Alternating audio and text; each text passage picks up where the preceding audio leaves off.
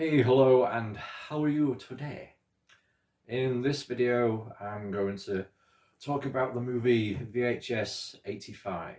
Now, this is the sixth in the VHS series. For those who don't know, uh, the VHS series is, each movie is a found footage anthology film. So it means it's 4 or 5 short stories done in the found footage medium, and they're all horror, horror stories, supernatural, that kind of thing.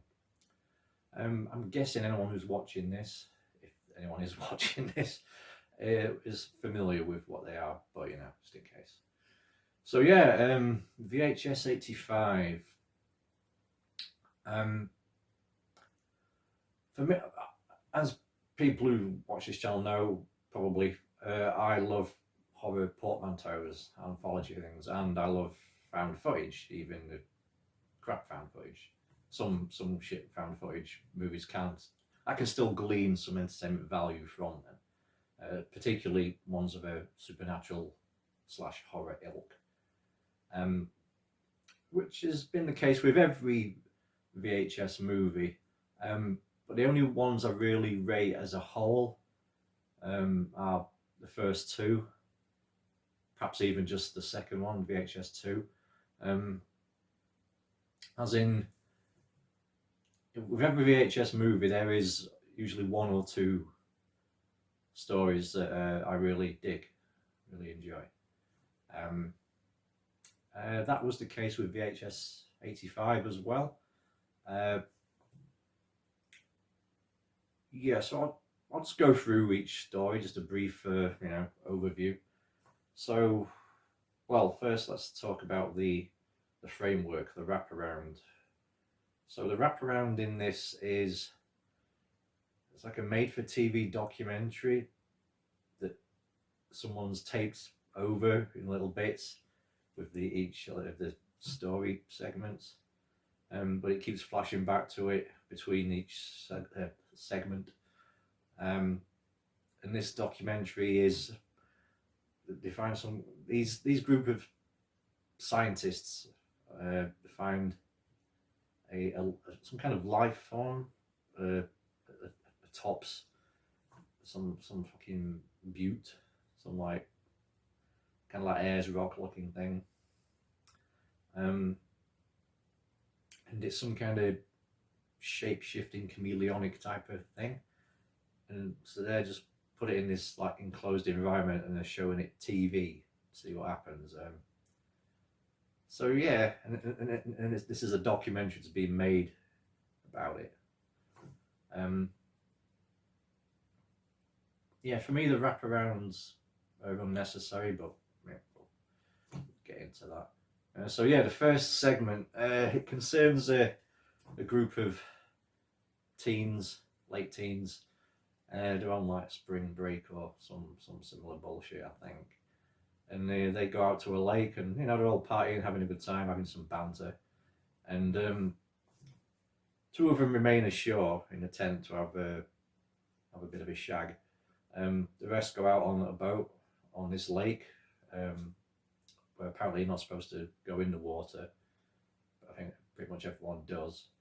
Then while they're all like partying, whatever, one of them notices that there's another vehicle that's appeared on shore, and as soon as I saw that, I thought someone's going to start shooting at these cunts. And lo and behold, someone does shot. Someone does not shout. Well, they might have shouted once it went off. But yeah, someone does start shooting at these people, and it's quite a grueling scene. There's one chick, this girl, the bullet goes through a jaw, blows a jaw off. It's like hanging off, and it's pretty. It's just an unpleasant, grisly thing. So yeah, they're all shot dead eventually by this mysterious gun person on the show. Then after a little while, they all come back to life. even though they've got like fatal wounds. I mean, one of the dudes who got shot through the head. His part of his brain was hanging out a bit. So they're all like, okay, this is a bit weird, isn't it? What the fuck happened? And so they deduce that it's the water in the lake is magic or something, or it's got some kind of tuck everlasting, what do you call it, holy grail type of quality to it, where basically it brings you back from the dead, or it makes you immortal. So yeah. And so they're like saying, who the fuck shot us? And they said, hey, did you catch the license plate of that truck, mystery truck, on camera? And they say, well, we find them and we do to them what they did to us. And they say, no, I'm not killing anybody. But then this one girl says, no, we just do to them what they did to us. And then that kind of story ends, or for the time being. And I'm thinking, well, it must come back to this at some point, because it didn't end. It wasn't an ending to it. So yeah, then it goes back to this faux documentary that provides the framework.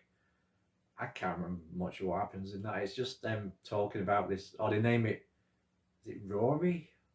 I think it might be Roy. They name this creature something. It starts to take on like a humanoid shape.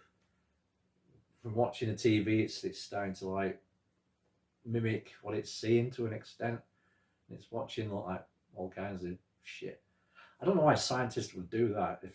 If you're gonna fuck up a life form, there's no better way to do it than sit it in front of a TV. It's like terrestrial television broadcasting. So yeah, it's watching like fucking workout like programs and all manner of shit. And let me go to the second segment, which for me was my favourite one. This one concerns it's in like a TV studio, like a news room studio, and during the middle of the news report, it's in Mexico, by the way. I don't know if it's Mexico City or what, Tijuana, or something like that. But yeah, there's a news broadcast, and in the middle of it, there's a massive earthquake, and it just like collapses the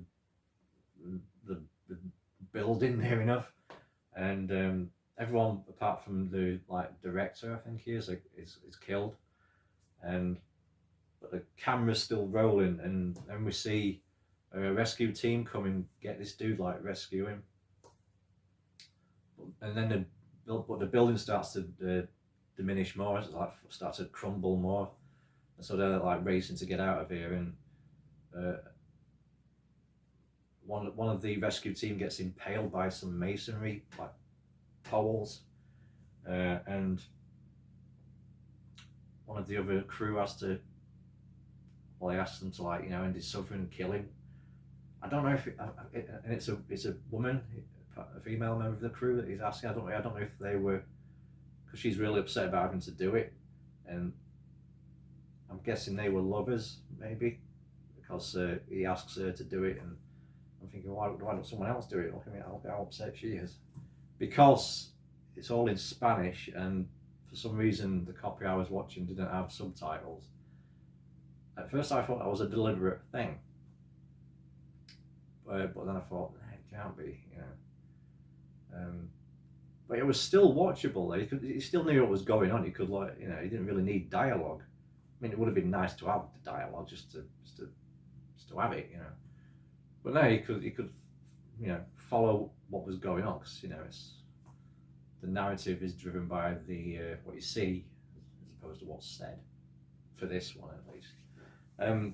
So yeah, they're continuing through this buildings like crumbling all around them and that, and I think it like kind of partially sinks into the ground, or the ground opens up and it creates like a fissure, and this rescue team and the one remaining dude they go through this crack, this fissure, and they find this.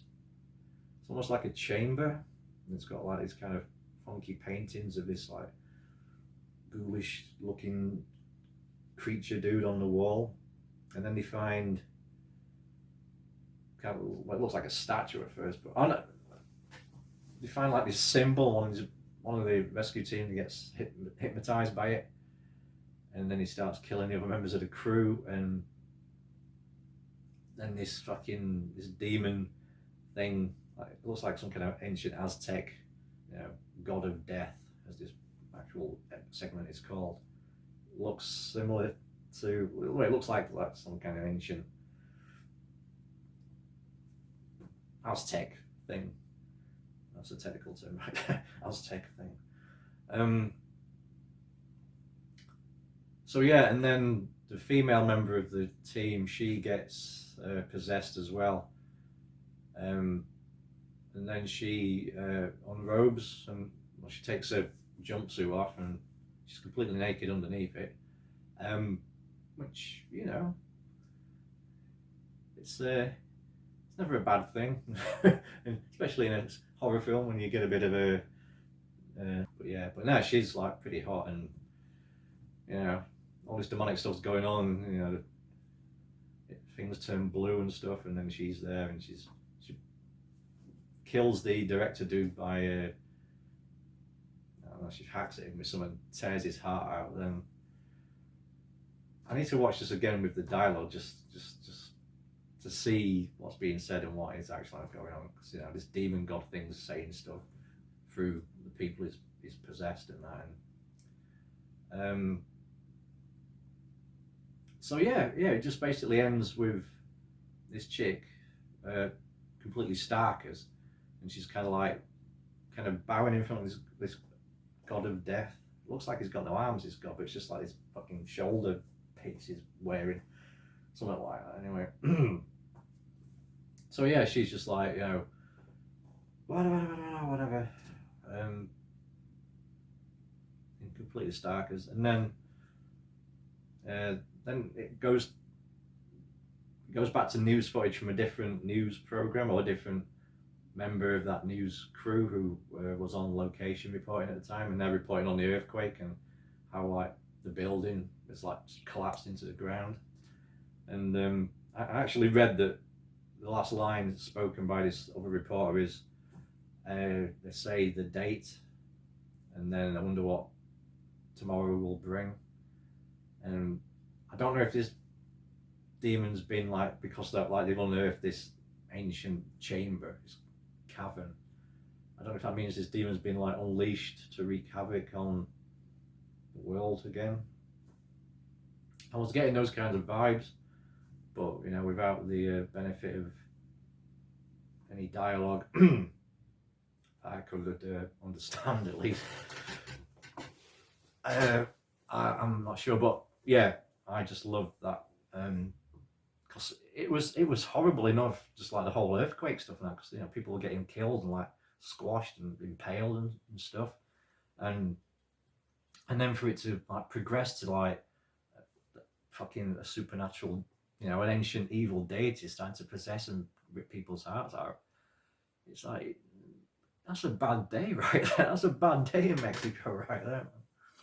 But yeah, that was my favourite segment. And then it's back to the wraparound, and they're fucking, I don't know, they're arsing about. I can't remember much about the wraparound. It's been like a couple of days since I watched it. The wraparound was fairly bollocks, predictable bollocks, kind of. But yeah, I'll get on to the third segment. This one was this was probably the weakest one for me. It's about a performance artist. She does this show. Remember, this is all set in 1985. All these clips, and she does this show about how humanity has destroyed God and replaced it with technology. So, and then it starts elaborating and going on about virtual reality, which is just becoming like a bit of a thing around at that time. And she's on about, does this, and we have to sit through this, it does this whole like fucking performance artist piece of her like rabbiting on, which is boring as shit. And then she gets to the part where she kind of enters a virtual reality. She's got like a virtual reality helmet. It looks like a bike helmet that's been like modified. So I don't know how the fuck she's done this. And then they have a TV screen which is hooked up to this helmet, which shows what she's seeing through it, and it's like, you know, it's like a VR set, like an Oculus, I suppose.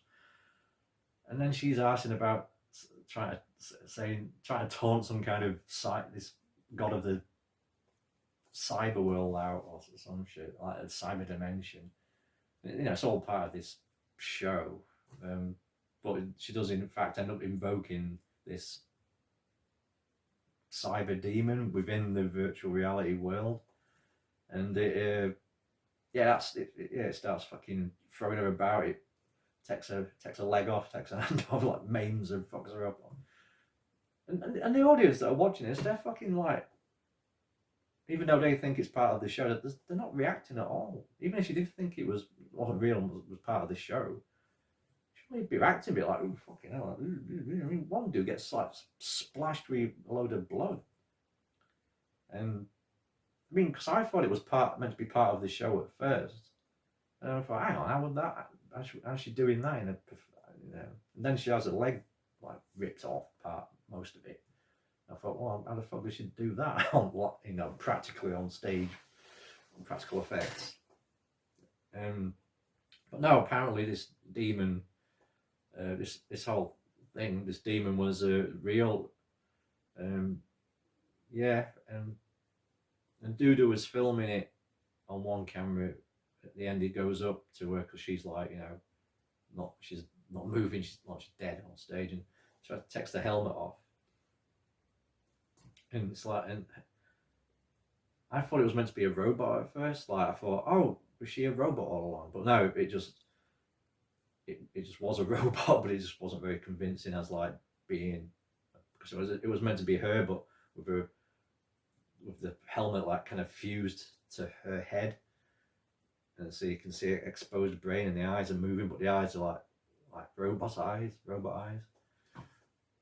that's just like a practical effect. It's just, she's not meant to be a robot. She's meant to be that she's like fused with the cyber dimension, and has been killed by this cyber demon that she invoked. That was bollocks. Didn't get it. I mean, it was just like I said. It was her doing this whole like pretentious, fucking pompous performance before she actually does this thing where she goes into the VR world. And then this demon comes out. It's like, well, it's pretty predictable, I mean, what the fuck. Then the demon itself, it looked like it was directly from Doom, the video game. I'm guessing it probably influenced, maybe whoever created this segment might have been influenced by some of the design work from Doom. So, it's about demons that come from hell. So, it would work a bit, wouldn't it? So, yeah, then we're back to the fucking wraparound bit, and some more bullshit happens. I honestly I can't remember what happens at the end of that. But again, it's nothing that you didn't know was coming. So, then we go on to the fourth segment, which shows like a family celebration, and then all a very kind of white picket fence looking family, and they're celebrating. At first, you get the impression they're celebrating like the 18th birthday or some kind of, I don't know, high school graduation, maybe of this girl in her late teens, like 18. But now it turns out that celebrating the fact that she's become part of this family tradition, where this family, each of them murder 7 people. just anyone, complete strangers, you know, and whoever they choose. And that's something I forgot to mention about the first segment. When all the victims, when they're like, you know, come back to life and get ashore, they find the number 7 painted in blood, written in written in Roman numerals in blood. So, you know, VII. This find that painted on the wall of the shack. And then here we have this 4th segment, and all this family, they've got that number like tattooed on. One of them's got it on the wrist. I don't know if they all have it on the wrist. So yeah, it turns out they're a fucking family of complete psychos. And there's this one scene in it. This is before we find out the family of psychos. This little kid is this girl in question, this 18-year-old girl. He shoots with a water pistol, and she's like, "Where the fuck did you get that?" He said, "Oh, the girl in the RV gave it to me, the Winnebago." And that's what these kids in the first segment were driving. And then she looks up and squints at it, and then it drives off. So anyway, it turns out that this girl who's the celebration is for, she's the one who shot all these people in the first segment. They were her 7. 2 of the people who never went in the water, they're dead forever. And the other 5, they came back. And then later on, we see during the celebration, the police surround the house, and there's a big standoff. Everyone gets killed, including the girl. They're all shooting at each other. She shoots some people, and she gets shot. But then it cuts to a bit later on, and this girl comes back to life as the coroner's like having a once over her, and she like panics and just shoots the coroner. And then, like, you know, police who are still there are alerted, and they say, "What the fuck's going on?" And they go back, and then they arrest her. Oh no, actually, before she shoots the coroner, after she shot the coroner, before the coppers get there, she was told by her mother, don't get taken alive. It'll shame the family. This is before the police, like, you know, kill them all. And so she shoots herself like through the chin and out the top of the head, but she's still alive. Then the police come and like arrest her, and she's like, "Oh no!" So she's, you know. It turns out the water pistol that was given to the kid was filled up with water from the lake. So they did to this chick that shot him. They got a kind of a greater, well, not a greater revenge, but they got an equally good revenge, as in she can't die, so she's brought shame to the family tradition, and she's going to be in fucking jail forever. Or if you try and give her the death sentence, she's just going to be like, no, frying, not dying. Hey, frying and not dying. There's a song track for you. The song track, yeah. Anyway, yeah, that was. So the God of Death and the first and 4th segments are the ones I like in VHS 85. Because the first and the 4th one, like one story. The 4th one provides the ending for the first one, so that's like kind of one. But I liked how they did that, because that's not something they've done in VHS before, where one story is connected to another one, and that other one like finishes this one off. And you know, they answer questions posed by one another. Yeah, so that was good. And the God of Death, this is a standalone piece. That's the kind of thing that I dig, you know.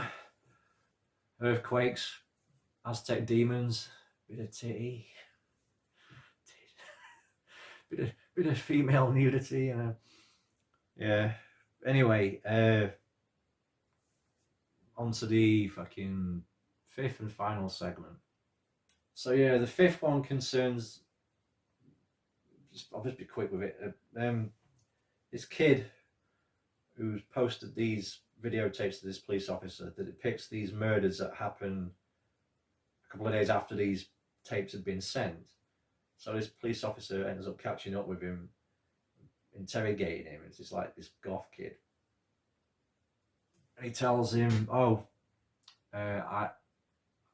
we got a video recorder and I was just taping stuff that's on TV late at night because that's when all the best stuff's on." So he's taping stuff while he's having a kip, while he's asleep at night.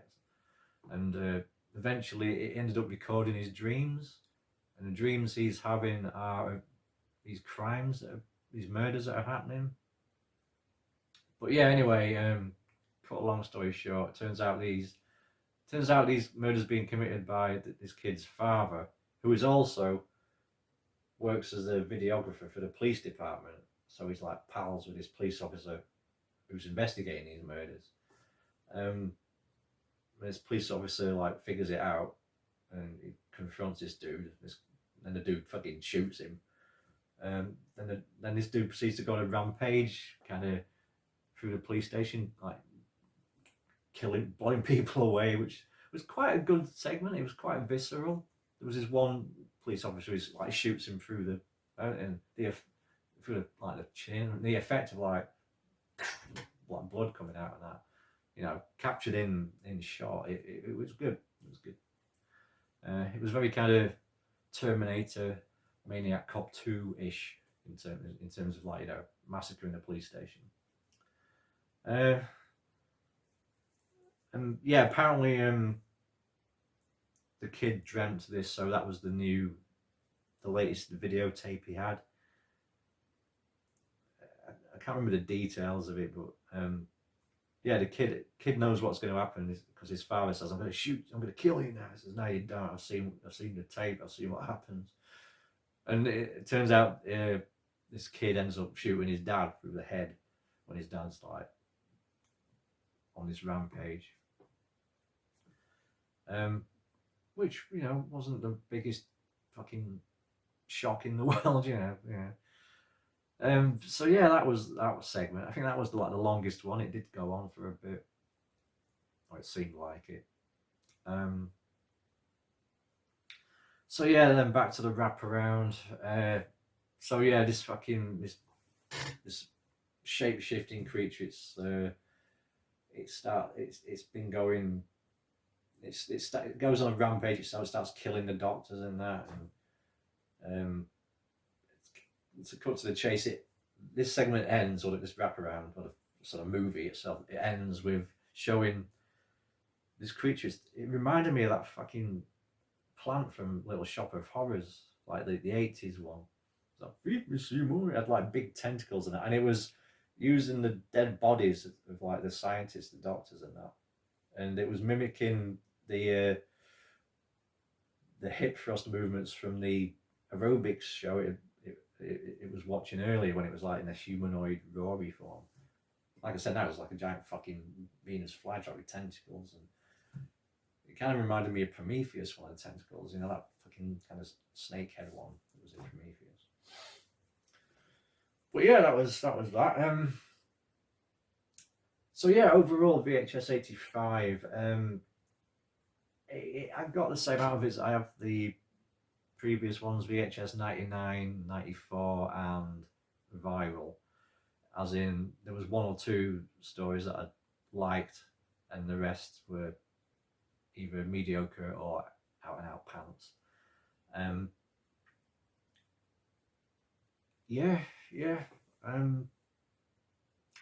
It has kind of given me the motivation to go through the VHS movies again just to watch them.